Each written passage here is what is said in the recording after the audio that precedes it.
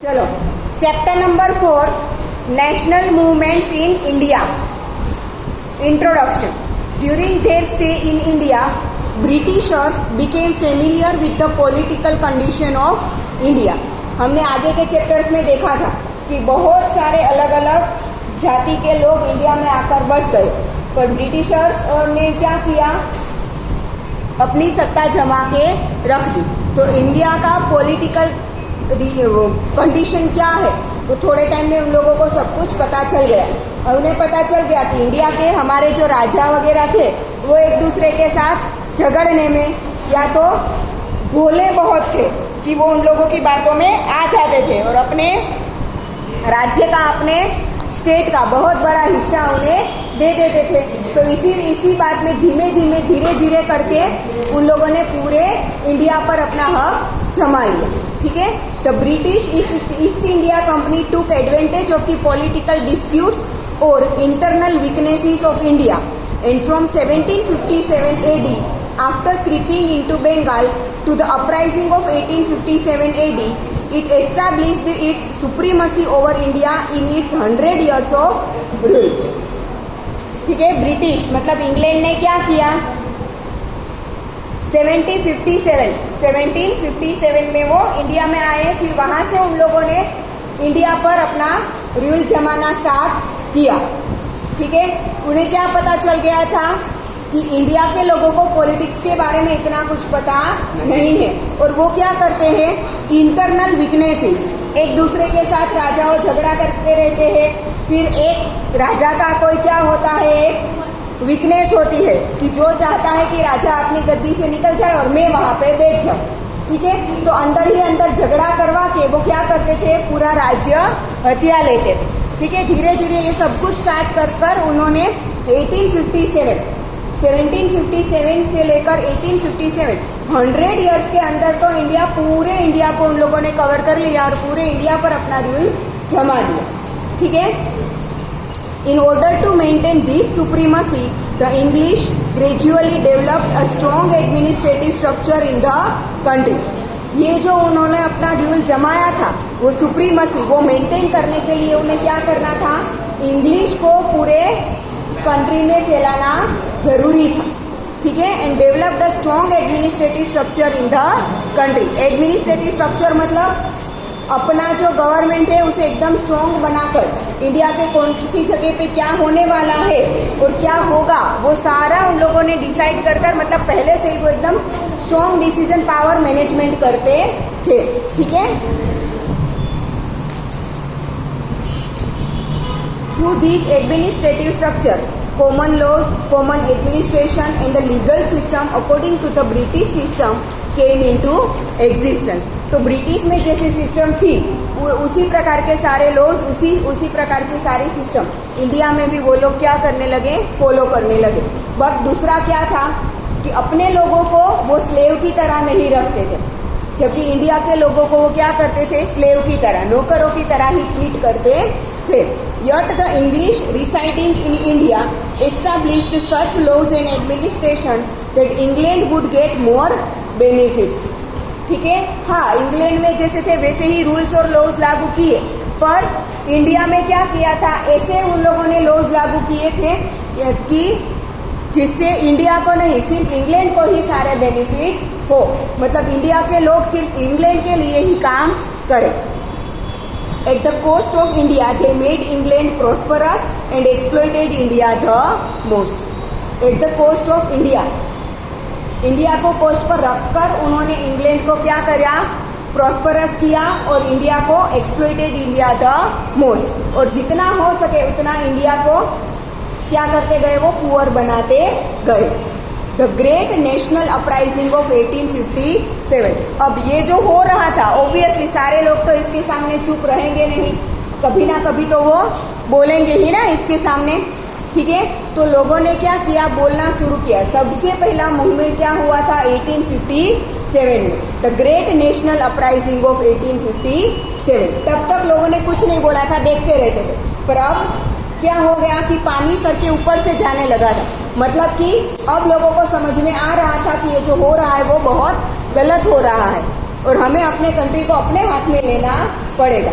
ठीक है, तो सबसे पहला मूवमेंट 1857 में किया जिसे बोलते हैं the great national uprising of 1857। Some of the factors that caused the uprising of 1857 were political dissatisfaction, economic exploitation, social and religious factors, military factor and immediate reasons like introduction of the Enfield rifle in the army। ठीक है, 1857 का ये जो uprising हुआ उसके main points क्या थे, किसकी वजह से हुआ था? पहला तो पॉलिटिकल डिससेटिस्फेक्शन, मतलब उन लोगों का जो हम पर राज करने का जो सिस्टम था वो लोगों को पसंद नहीं था, क्योंकि इंडिया के लोगों को स्लेव की तरह रखते थे, तो ये पॉलिटिकल डिससेटिस्फेक्शन। दूसरा इकोनॉमिक एक्सप्लॉयटेशन, उनके काम के हिसाब से उन्हें पगार नहीं मिलती थी। ठीक है, दूसरा social and religious factors. Religious, अभी भी हमारे कंट्री में बहुत सारी जगह पे ऐसा है, अलग अलग रिलीजन के लोगों को, अलग अलग धर्म के लोगों को, धर्म या तो अलग अलग कास्ट के लोगों को भी अलग अलग माना जाता है। ये निचली कास्ट है, ये ऊपर की कास्ट है, छूत अछूत, अभी भी हमारे कंट्री में बहुत सारी जगहों पे, आप छोटे छोटे गांव में जाओ ना तो वहां पे तो बहुत है। ठीक है, तो ये सोशल एंड रिलीजियस फैक्टर, मतलब उन लोगों ने क्या किया, अलग अलग रिलीजन के लोगों के साथ झगड़ा करवाना शुरू कर दिया, जैसे कि हिंदू मुस्लिम के बीच में, सिख और मुस्लिम के बीच में। ठीक है, ऐसे लोगों के बीच में क्या किया उन्होंने, पहले हम सब साथ में एक साथ मिलजुल कर रहते थे, उन लोगों ने झगड़े करवाना शुरू कर दिया। फिर military factor and immediate reasons like introduction of the Enfield rifle in the army. Military factors में क्या था कि देखो, जैसे हर एक कंट्री की अपनी आर्मी होती है, वैसे क्या किया था, इंडिया की अपनी खुद की आर्मी नहीं थी, क्योंकि इंडिया किसके अंडर था, इंग्लैंड के अंडर था। ठीक है, तो इंग्लैंड अपनी आर्मी में इंडिया के लोगों को जमा करने लगा। ठीक है, पर वो लोग रहते थे इंडिया में ही, अगर कुछ ऐसा हो तो वो लड़ेंगे इंग्लैंड की तरफ से। ठीक है, तो उन लोगों ने आर्मी में जब एनफील्ड राइफल इंट्रोड्यूस किया, मतलब इक्विपमेंट्स में जैसे ज्यादा से ज्यादा क्या होता है, रिसर्च होता है और नए नए इक्विपमेंट्स आते हैं तो उनका यूज होने लगता है फिर। ठीक है, पहले बड़ी बड़ी राइफल्स यूज करते थे, फिर छोटी गन्स आने लगी। ठीक है, तो ये जो एनफील्ड राइफल इंट्रोड्यूस की उससे लोगों को ज्यादा, मतलब क्या बोलते हैं उसे, ज्यादा परेशानी हुई और लोगों ने इसके सामने क्या किया, ओपोज करना शुरू कर दिया। Mangal Pandey was the first martyr of the uprising. First martyr मतलब फर्स्ट शहीद। ठीक है, इंडिया को इंग्लैंड से आजाद करवाने के लिए, मतलब अगर हम बोले कि हमारी इंडिपेंडेंट होने की मूवमेंट में सबसे पहला मार्टियर, सबसे पहले शहीद कौन बने थे, मंगल पांडे। ठीक है, several revolutionary like Nana Sahib, Tatya Tope, Raja Kunwar Singh, Rani Lakshmibai, Bahadur Shah Zafar etcetera took part in it. ये जो 1857 का अपराइजिंग शुरू हुआ था ना, उसमें सबसे पहले शहीद हुए थे मंगल पांडे। फिर ये जो अपराइजिंग शुरू हुआ था उसमें कितने कितने लोगों ने पार्टिसिपेट करना शुरू किया था, नाना साहेब, तात्या तोपे, राजा कुंवर सिंह, रानी लक्ष्मीबाई, बोलते हैं ना झांसी की रानी लक्ष्मीबाई, वो, फिर बहादुर शाह जफर। ये तब उन लोगों के मन में ऐसा हिंदू मुस्लिम का कुछ नहीं था, तब वो लोग सारे साथ में रहते थे। फिर 1857 के बाद ये जो अपराइजिंग शुरू हुआ, उन लोगों के बाद, उसके बाद इंग्लैंड के लोगों को लगने लगा कि अगर ऐसा ही चलता रहा तो एक दिन शायद ऐसा होगा कि हमें इंडिया छोड़कर जाना पड़ेगा।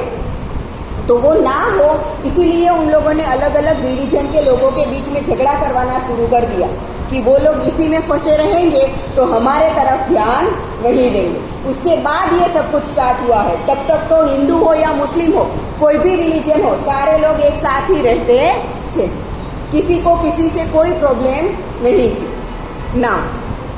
The uprising of 1857 produced many effects among which are the end of the company rule in India. जो ईस्ट इंडिया कंपनी बनाई थी ना उन लोगों ने, कलकत्ता से शुरू किया था। ठीक है, हमने चैप्टर नंबर 1 में देखा था। ठीक है, तो ये जो कंपनी रूल था 1857 का, ये जो अपराइजिंग शुरू हुआ ना, उसकी वजह से ये कंपनी रूल क्या हो गया, बंद हो गया in India. And the rule of the British crown change in administrative, military, social, religious policies. ठीक है। इंग्लैंड की तब जो राजा रानी थे वहां पे तो अभी भी वही है, हमारी तरह डेमोक्रेसी नहीं है।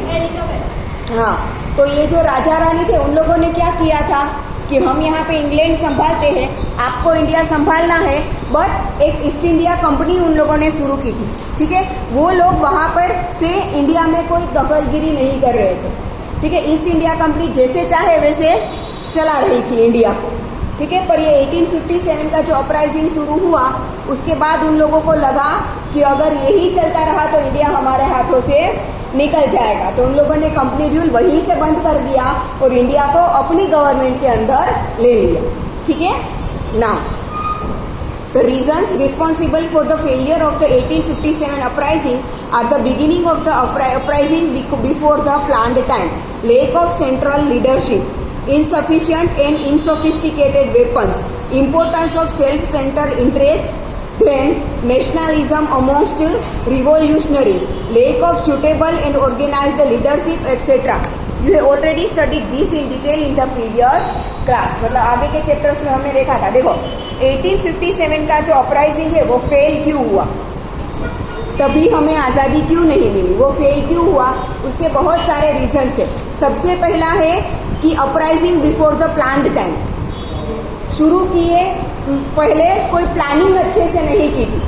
ठीक है, तो प्लानिंग करके एक टाइम डिसाइड करके उसके बाद ये शुरू करके तो शायद सफलता मिलती। ठीक है, तो प्लान्ड टाइम के बिफोर ही ये सब कुछ शुरू कर दिया। दूसरा, लेक ऑफ सेंट्रल लीडरशिप, मतलब ये अपराइजिंग को लीडर करने वाला कोई नहीं था, लोग अपने हिसाब से चल रहे थे।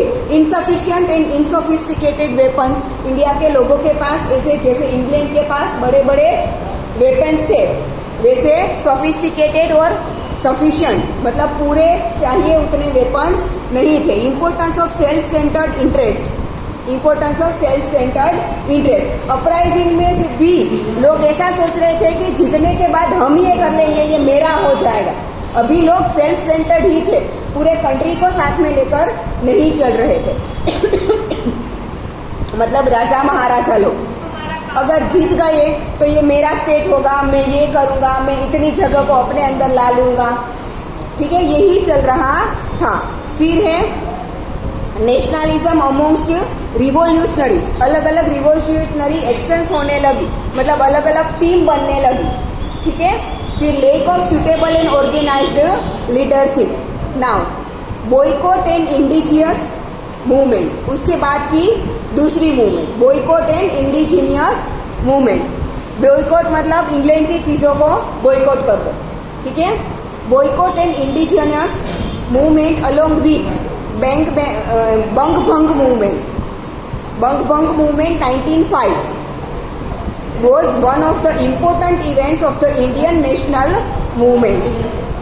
ठीक है, दो मूवमेंट एक साथ चल रही थी, पहले बॉयकॉट एंड इंडिजियस मूवमेंट और दूसरा था बंग भंग मूवमेंट। ठीक है, दोनों एक साथ इंडिया में चल रही थी।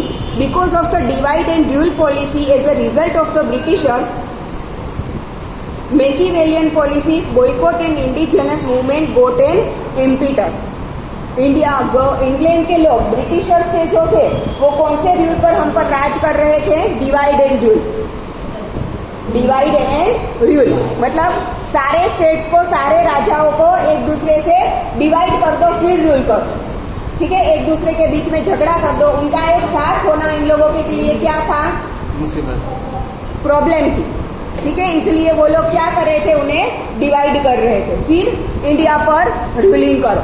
ठीक है, तो policy as a result of Britishers Machiavellian policies, boycott and indigenous movement got an impetus. उनके ये रूल की वजह से ही boycott and indigenous movement start हुई। Bengal was a big province at the time of British rule. Bengal था वो बहुत बड़ा राज्य था, प्रोविंस मतलब। ठीक है, बहुत बड़ा राज्य था उस टाइम पर। Which included the present day Bengal, Bihar and Odisha. अभी का जो बंगाल, बिहार और ओडिशा है वो सब कुछ उसमें आता था। Compare to other states, Bengal was the central point of national awakening. ठीक है, नेशनल अवेकनिंग मतलब ब्रिटिश के सामने अब हमें मूवमेंट करनी चाहिए। ये नेशनल अवेकनिंग कहाँ से स्टार्ट हुआ था, सबसे पहले बंगाल में से स्टार्ट हुआ था, मंगल पांडे, वहीं से ये सब कुछ पहले स्टार्ट हुआ था। The impetus and thought for the national movement came from Bengal. ठीक है, नेशनल मूवमेंट का ये जो थॉट था वो सबसे पहले बंगाल से ही आया था। In the 1857 revolt Hindus and Muslims had collectively fought the English. 1857 का आपने जो ऊपर हमने अपराइजिंग देखा था ना, उसमें हिंदू और मुस्लिम एक साथ होकर इंग्लिश लोगों के सामने, ब्रिटिशर्स के सामने लड़ाई की थी। That's why through the English strategy of divide and rule, they encouraged the communalism and caused division among people. ये हिंदू और मुस्लिम एक साथ में रहकर अगर लड़ेंगे तो वो उनके लिए प्रॉब्लमेटिक था, शायद उन्हें इंडिया छोड़ना पड़े, इसीलिए उन लोगों ने डिवाइड एंड रूल लाया और अलग अलग नेशनलिज्म अलग अलग रिलीजियस के लोगों को डिवाइड करने लगो, अलग अलग राजाओं को डिवाइड करने लगो। ये सब साथ एक साथ नहीं रहने चाहिए। ठीक है, लोगों के मन में अपने रिलीजियस के बारे में अच्छा और दूसरे के बारे में बुरा, ये भरना वहीं से स्टार्ट हुआ था।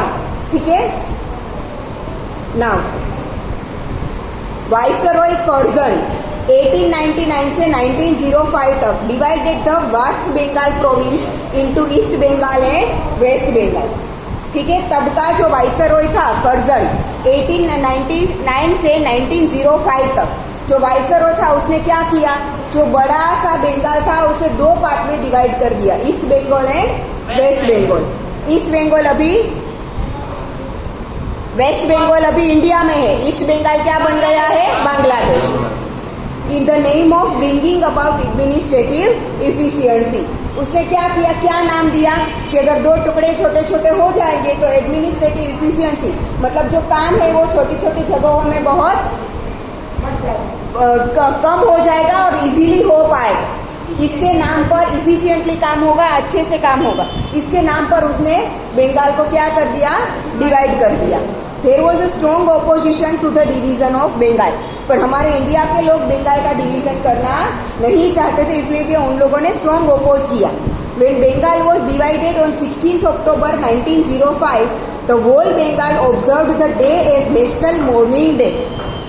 ठीक है, उन लोगों ने उन डे को 16 अक्टूबर 1905 उस डे को उन लोगों ने नेशनल मोर्निंग डे नाम दिया। The same day an announcement about boycotting all foreign goods and encouragement to use indigenous goods was made. Same day वहां के रहने वाले, बंगाल के रहने वाले लोगों ने क्या किया, सारी फॉरेन चीजों को बॉयकॉट कर दो एंड इंडिजियस मतलब इंडिया में बनी हुई चीजों को यूज करने लगो।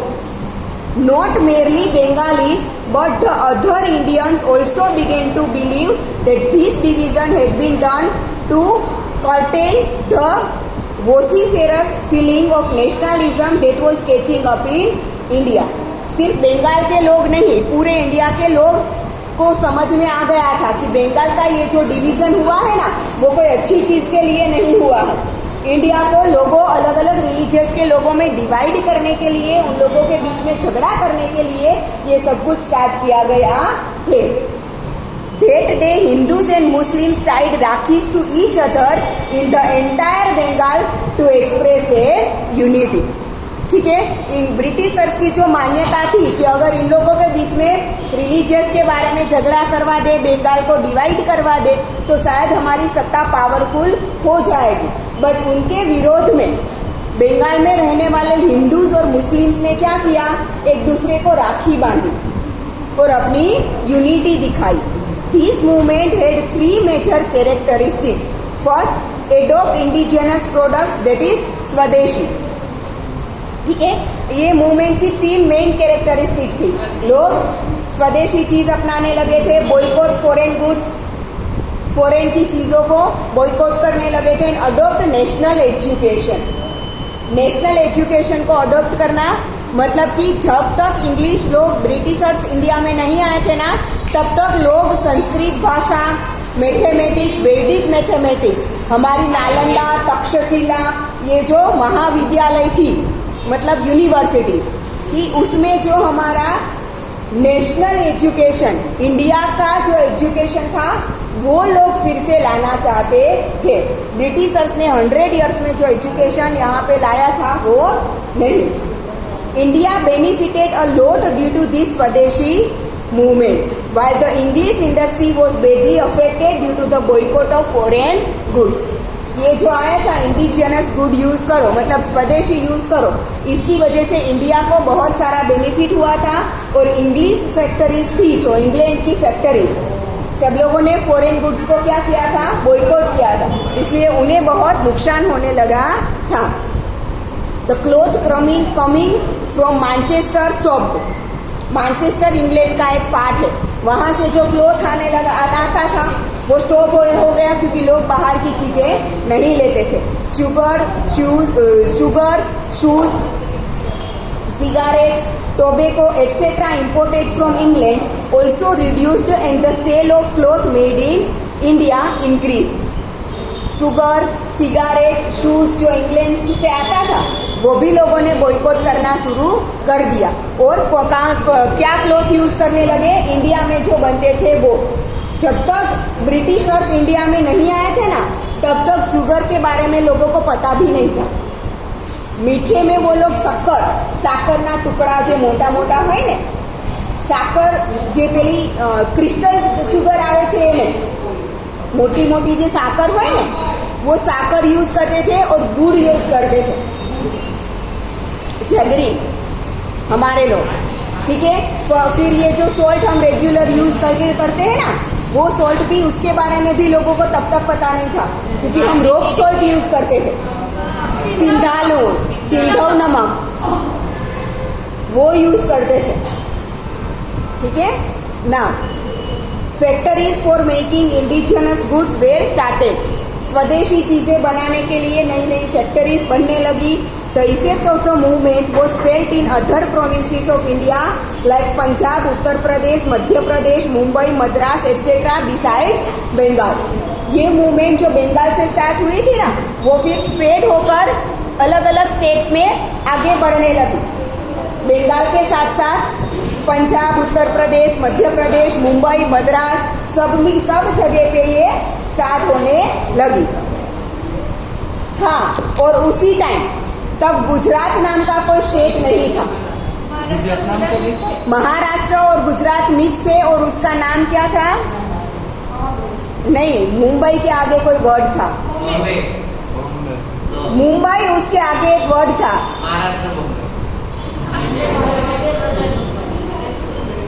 बृहद मुंबई।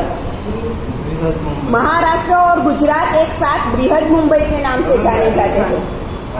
राजस्थान तो अलग था, ठीक है। हमने जब 1947 में जब हमें इंडिपेंडेंस मिला ना, तब भी वो अलग नहीं हुए थे। उससे कई साल बाद 1971 में गुजरात अलग हुआ, इसीलिए हम उसे गुजरात डे के फर्स्ट में। चलो, the echo of the swadeshi movement was felt in Gujarat too. Gujarat में भी आने लगी, हाँ, पर तब वो गुजरात नहीं था। The echo of the movement was also felt strongly in the British parliament and with in 6 years, that is 1911, the division of Bengal was scrapped after a rethinking by the parliament. ठीक है, ये जो इसका eco था वो पूरे हमारे देश के अलग अलग स्टेट्स में तो था, बट इंग्लैंड की जो पार्लियामेंट, वहां की गवर्नमेंट जो थी, उसमें भी सुनाई देने लगा था। इसीलिए बंगाल का ये जो बंगाल डिवीजन ऑफ बंगाल वो scraped after a rethinking by the parliament. तो पार्लियामेंट ने बंगाल को अलग करने का ये जो डिसीजन था उसके बारे में रीथिंक किया और बंगाल को सेपरेट करने के बारे में सोचना छोड़ दिया। This was a memorable victory by the Indians.